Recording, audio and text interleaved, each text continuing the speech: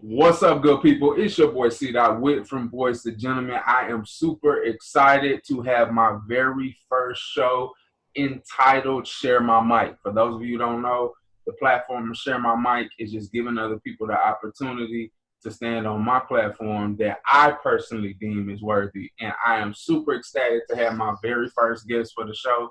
And is somebody that I take no hesitation in calling friend. Met a couple of years ago in good old ACU, and we had an opportunity to really connect. I got to see her vision, I got to see her heart, and more than anything, I got to see her in action. How she cared about the students and some of the things that she's doing is absolutely phenomenal. So I won't take up too much time. I want her to introduce herself. So I want you to welcome Miss April Napier, and I want you to tell people a little bit about yourself. Give yourself a short intro. Oh man, every time people say give an intro, I'm like, what do I say?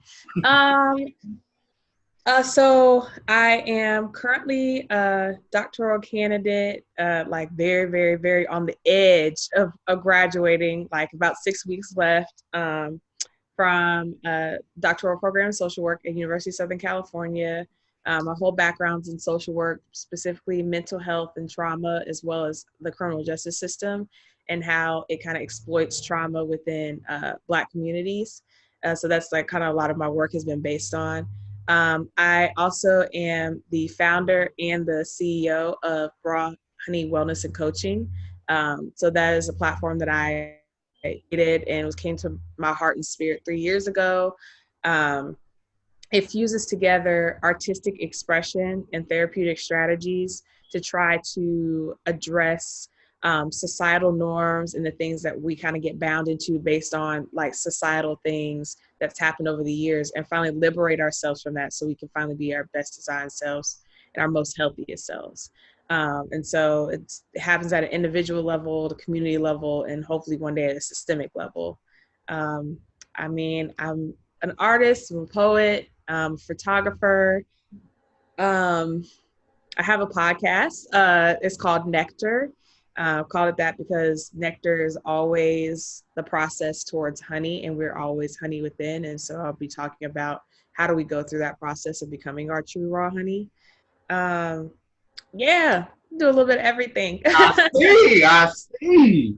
I absolutely love it. So every story has a beginning. So what I'd like you to do, just give us a short little journey to the startup. Why all the things that you're talking about? How did that become important to you? How did that even become a focus to why you wanted to do the Raw Honey platform and all the other things that you're doing? It's so interesting how like every little thing feeds into who you are if you allow it. Mm. So like starting from a kid, I knew for a while I wanted to be a teacher. I love educating people. I love giving people knowledge because I loved all my teachers. And growing up, seeing my grandma work in higher education, like literally all of my life, from founding a school, being one of the founders of a university to being a president of a university, I realized like the impact on seeing our faces and our representation in higher education, even though she worked at all HBCUs, but still seeing such representation in higher education is really important. Um, Along with that, I watched my dad go to school all the time when I was a kid. So he was getting his bachelor's in social work.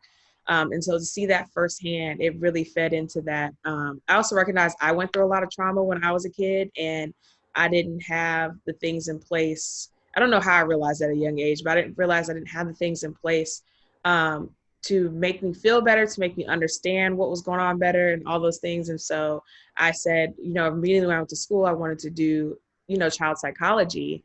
And I started the social work track, of course, with my dad. But then I realized, especially in our community, criminal justice is a heavy filter because it's the largest exploitation in the population of trauma, especially with Black kids. Yeah. Um, it really silences the true systemic issues that are going on. I think it people don't just wake up and want to do drugs. People just don't wake up and want to murder people. Like there's a reason behind it.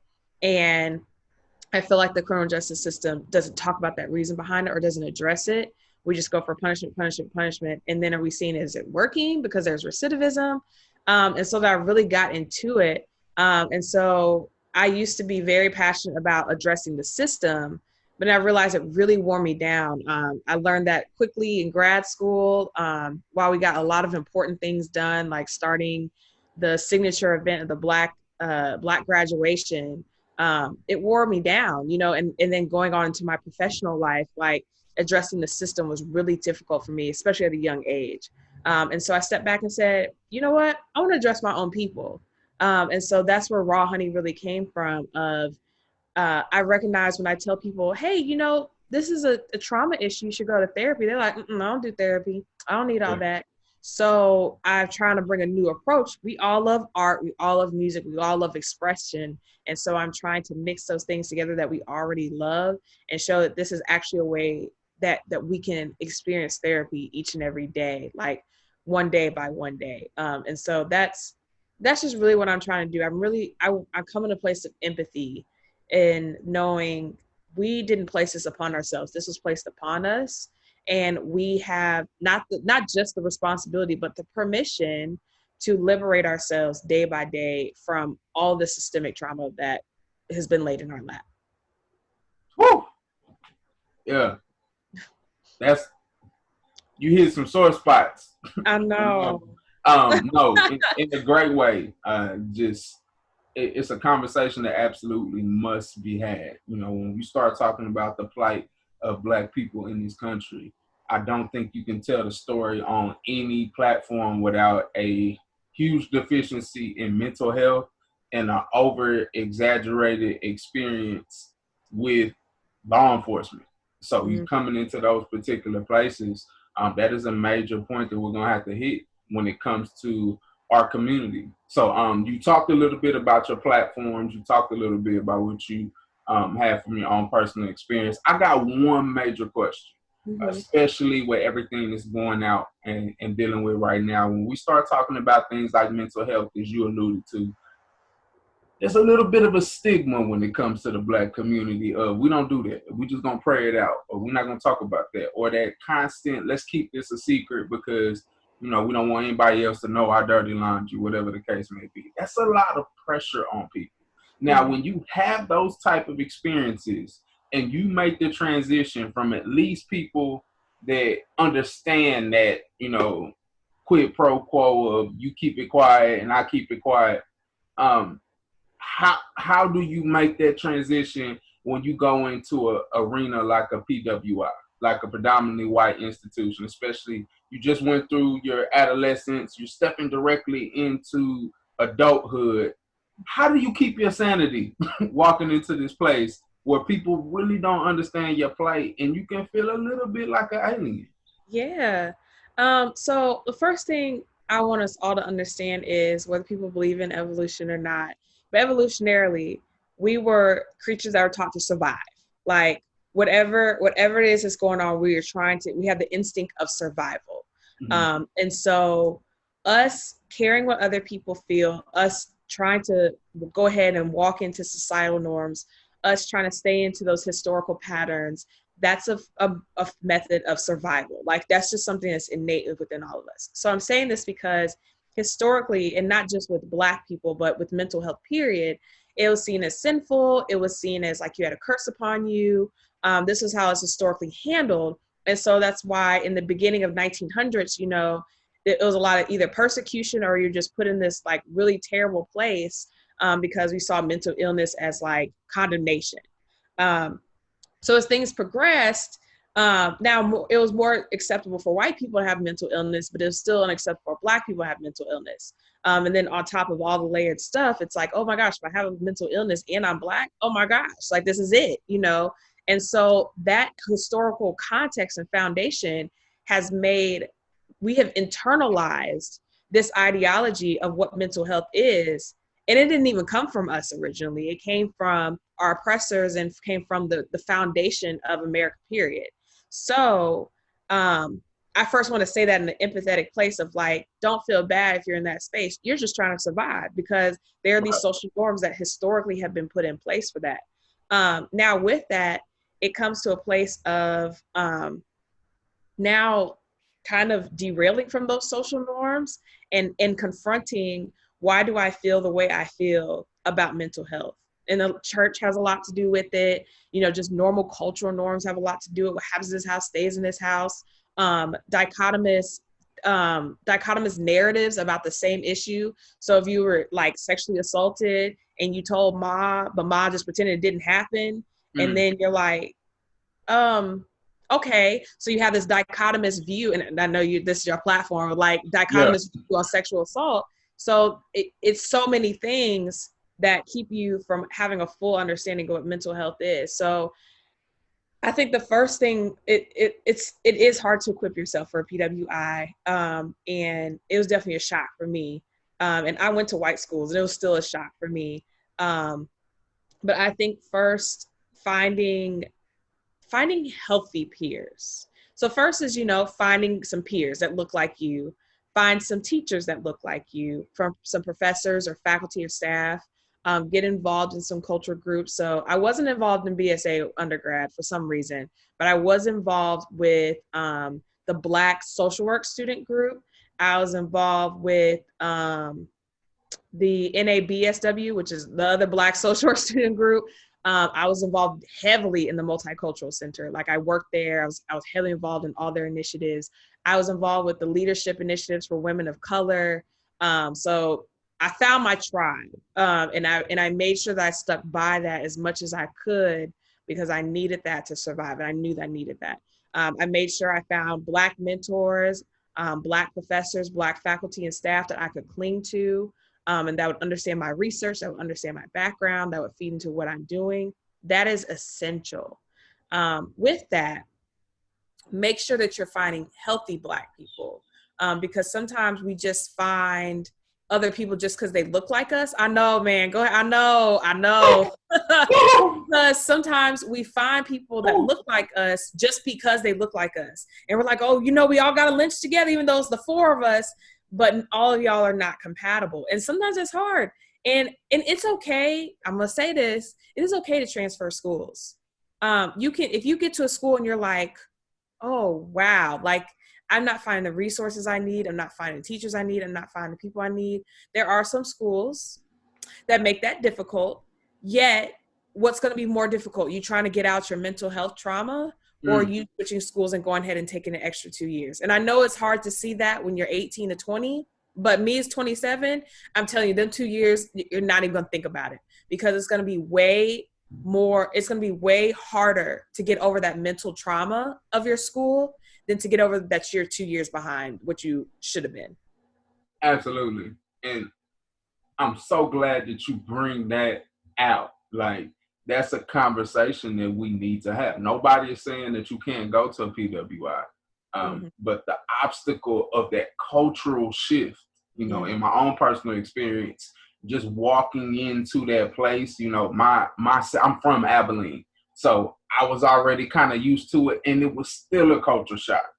Just from the simple standpoint of now, like, it's people from all over that are coming and bringing a certain, for lack of a better word, heaviness for you, a heaviness of the stereotypes of who you are because of their knowledge of Black people, whatever stereotype that's out there, a heaviness of influence, criminality, just from the second that they see you. Like, it's one thing for you to grab your purse while, you at the mall or something when you see some Black people walk by, but you grabbing your books. We're not going to steal your books. Like, not at all. Not at all. That's not what we're going for. But it's that ignorance, right? Of like, oh, Black person steal expensive stuff, they're going to steal my books. It can be so infuriating. So, I mean, the mental health capacity, and breaking down what mental health means, it does not simply mean that you have a mental illness. It does not mean that you have some imbalance. It can be something as simple as you not happy where you are. You get tired of that constant response of being looked at like an animal instead of a person. So I'm gonna throw you a curveball on this one, because something that's near and dear to me as a Black man is the love for a Black woman. And I am so far past trying to appease, like, all I don't play that all stuff. I'm specifically talking about the Black queens that I love dearly, Um, and I don't apologize for that. You don't apologize for loving your kids more than mine. I'm not going to apologize loving my Black women. So one of the things that I really want to get a conversation started about, as a Black man, listening and talking to one of my Black queens, how can Black men start the process of making it more available for a healthy mental relationship on any facet, whether it be friendship, family, marital, even if it's co-parenting? How can we start to bridge that gap where our women are feeling supported by Black men? Woo! And that's so I meant to mention that, as well as, I'm starting a Black male initiative, more of an artivism initiative, where I'm doing a photography project and then going into short film. Okay. So this is the answer for me. To me, this is my perspective. This is what I've noticed that I don't see as much. Just talking to you and other men and hearing, like, you know what, this is what I learned when I was younger. And now I've experienced one thing. I realized, ooh, that was kind of jacked up. And I think that's the first step. And that's what my project is about going back and saying, what did I learn about manhood? Who taught it to me? What is their, like, how do they live their life? How did their manhood manifest? And then how does that influence me of how I perceive manhood? And then what am I doing with it moving forward?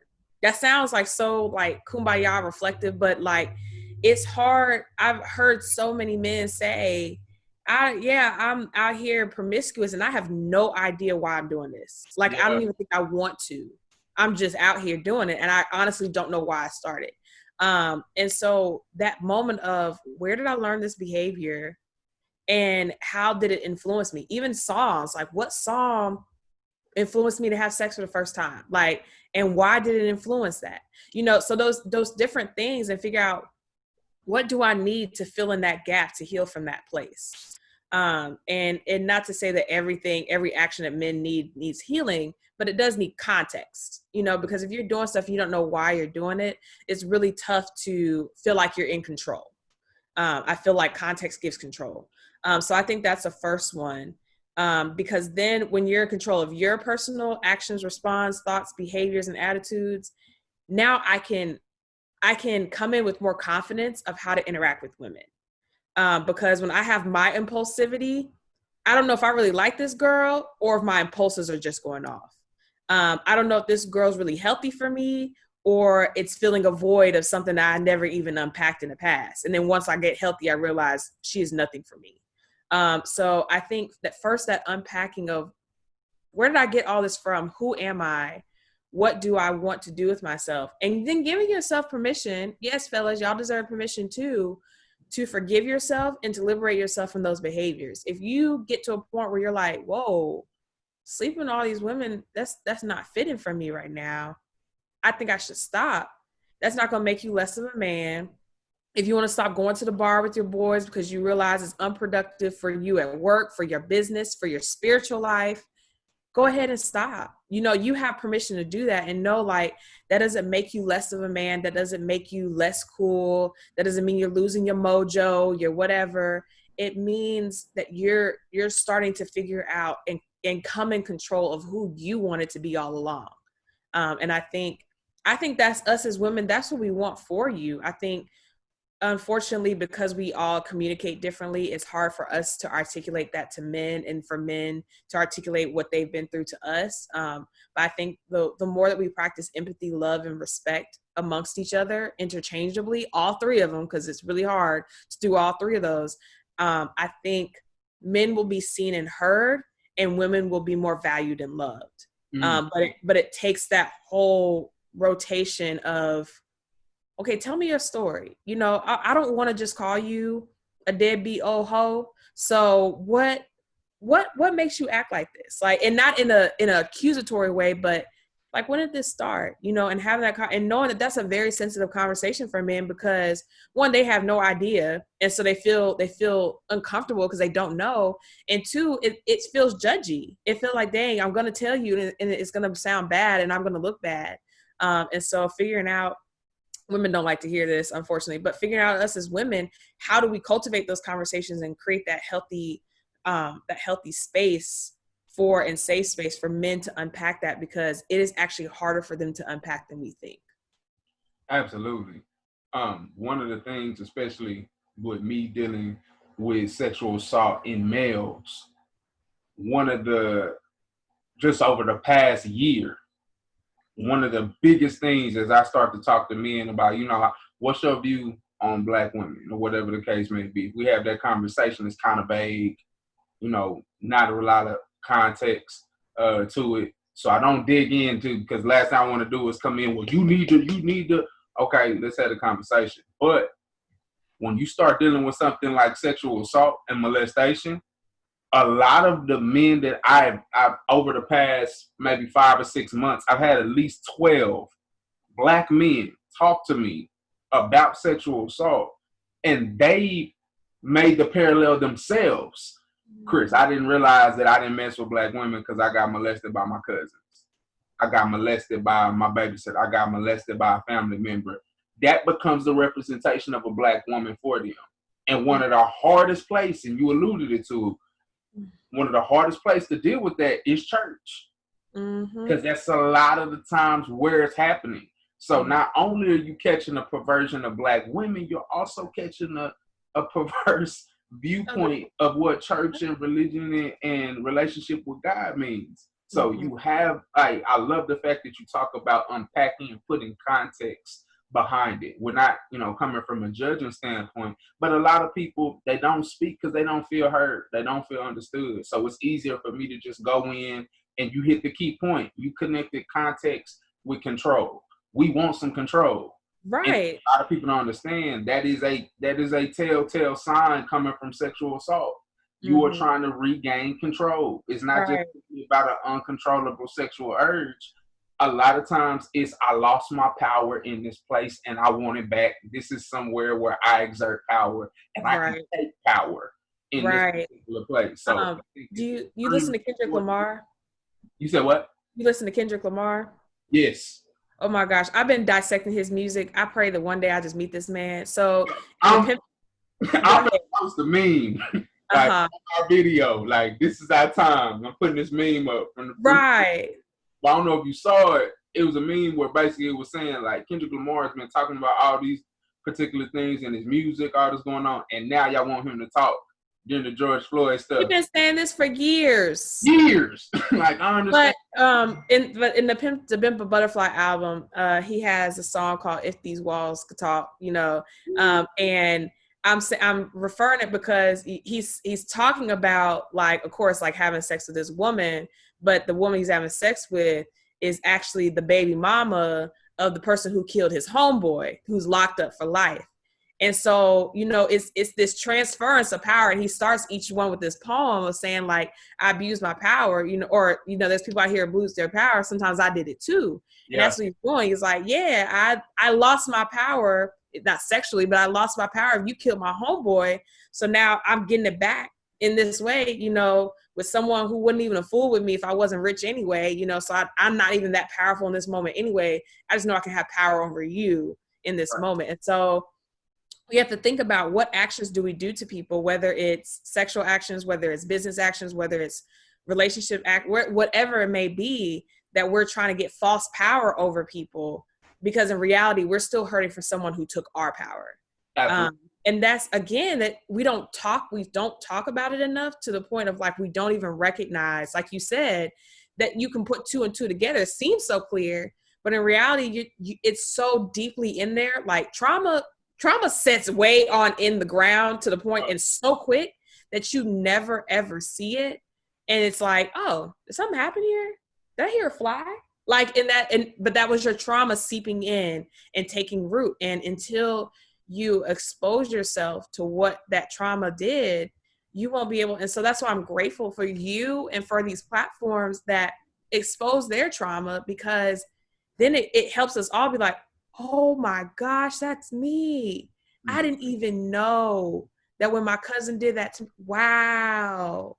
And so it's essential. And you're bringing up a point, because I was going to say also, talking to men about their relationships with women when they were growing up, whether it was their mom, whether it was their aunt, whether it was their teachers, whether like, and figuring out why men have such a relationship with Black women now. But think about, did your mom manipulate you a lot when you were little? She trying to make you your husband? Like what was the narrative with her that you're like, I can't do Black women when I get older? I literally got told, like, everybody that dealt with me when I was younger, with the crowd of women that was around, from my relatives to, you know, some of the friends that I had people tell me, you ain't never gonna date a Black woman. Mm-hmm. And I'm thinking in my mind, like, no, I'm not gonna date nobody like Tree. I'm not gonna date my cousin. But I always had this fairy tale of what Black women were, even though I had a pool of Black women that, like, it absolutely gave the appeal. Like, man, just watching you deal with other people and seeing their brokenness and not having any understanding for their brokenness. Mm-hmm. It perverted my view in a lot of places, but I was able to cut that off and say that was just the people I knew. And I always left the door open for hope that there were those out there that were different. And I got to experience many that balanced that. But as I got older, like you said, understanding context behind things that have happened. I think sometimes, you know, it's simple. And the big movement with From Boys to Gentlemen is the healing of the mother. You know, when we start talking about single mother, households and things of that nature, it's easy for us to come out and attack. It's easy for us to say, look at the damage you did to your child. We don't ever take that step back and say, okay, how did you get there? Mm-hmm. So, you know, even with the first chapter of my book, you know, you dealing with humanizing the main character in Tamika, because you got to see what she went through. You don't have to question why she responds the way she does. You don't have to question why she talks to her son the way she does, because when she sees her son, there's an internal guilt, but it's still overpowering that, yo, you look like, act like, and sound just like the man that broke my heart and beat me down on all facets. And when you take that context away, that's even more infuriating, because you're willing to look at the fruit of my actions, but you're not willing to look at the root of what's producing them. Right. So I think it's extremely important that we have platforms like you're speaking of, because if we don't address mental health, if we don't address trauma, and if we don't give platforms for expression, I think that may be one of my favorite parts of the totality of what you bring, not just with the Raw Honey platform, with all the remedies and things that you have for issues. You give an opportunity for expression. You give opportunity to incorporate art and how I'm feeling with what I got going on. So I can give a spoken word, I can do a song, I can incorporate some art, whatever it is, to be able to say, guess what? This is how I feel. It may not sound politically correct. I better not never say this out loud to anybody else. That's how I feel. But to be able to take that off of your chest, and for it to not just be the determination of who you are as a human being, this is what I'm suffering with. This is what's eating me up. This is what's hurting. And then have somebody to come and hug you afterwards. Someone to still see you as that human being afterwards. Like, that's what I see when I look at Raw Honey platform, and it's so needed. It is absolutely imperative that we have those things. So I appreciate you so much for coming on. I need you to make sure that go ahead and say them, but I'm gonna put them on the video as well. Let people know the platforms where they can get in contact with you, the websites and things of that nature. I'll get them posted, but I still want to hear it come out your mouth, because I like that. Yeah. So on Facebook, it's just Raw Honey platform. You can, it's not like a page to follow you. Literally, it's like a Facebook page. So I like to accept you as a friend. And then on Instagram, we're Raw Honey _PF. PF stands for platform. So it's a platform first and then the business. And then Twitter, we're Raw Honey PF, no underscore. Our website is www.rawhoneypf.com. I think that's everything. You can email me at rawhoneywc, and that's wellness and coaching, at gmail.com. He said he'll give you all that information. Otherwise, like we're always posting things, sharing things.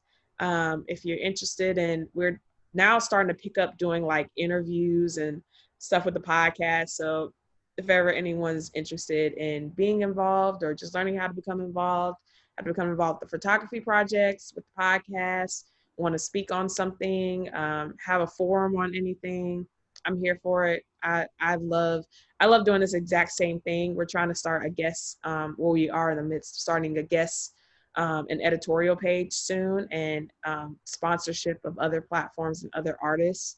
And so we're all about wanting to support other people who are doing really important stuff and make them feel like they are valued because you are. We want to make sure we amplify all these voices is doing amazing stuff. And we gotta get on the podcast soon. I don't know why that didn't even come to mind, but we have got to get on a podcast soon. Let Like me know. what? I'm ready. Man. Well, I appreciate you so much. I appreciate you again. It's a pleasure and an honor to call you friend. This is my friend, Miss April Napier. I appreciate you. I say that, I feel like I say it, but I wanted to say it again. I appreciate everything you're doing. Y'all go out, y'all support, share this video, share this link, share all the different platforms it had. Let's work on healing our community. It's never been a better time to focus on Black health. We have a real opportunity where we have the ear of the world with some very tragic situations, but let's not allow this to go down in vain. Let's really get in and embrace, and let's actually start working towards taking a step forward. So thank you so much for being on the platform. This is Share My Mic, and thank you for being our very first guest, and I appreciate you. Have any closing words? Believe in yourself. Oh my gosh, my shirt says that. I promise I didn't plan that. I promise I didn't. But this is what I say all the time. Believe in yourself. Like for real. You deserve it. That came out great. Well, you have an amazing day. I love you. Can't wait to connect on the podcast. And you take care. And now let me go ahead and take the mic back. Okay. All right. You have a great day. All right. You too.